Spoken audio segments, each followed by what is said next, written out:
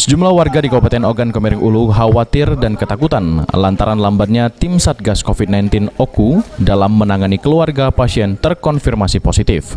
Meskipun warga sadar untuk melakukan isolasi mandiri lantaran kontak erat dengan pasien positif, namun setelah melapor hingga menunggu beberapa hari tak ada tindakan dari tim Satgas.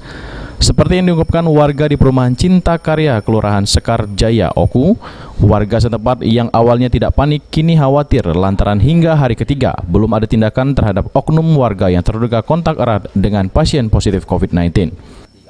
Nofri menjelaskan sebelumnya ada warga yang kontak erat dengan pasien COVID-19, bahkan 1 jam sebelum dijemput petugas medis, pasien tersebut sempat bermain dengan anak serta cucunya.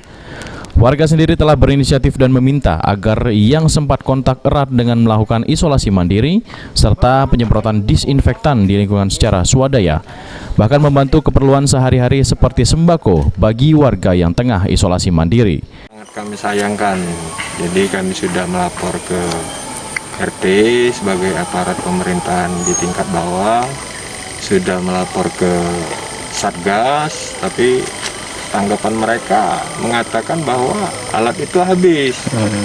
Sementara kami ini sudah secara mandiri menyemprot rumah, dipakai disinfektan. Warga yang bersangkutan yang keluarganya terpapar virus tersebut sudah kami isolasi. Jadi itulah, kami cuma bisa sebatas itu kemampuan kami. Selebihnya ya kami serahkan kepada pemerintah.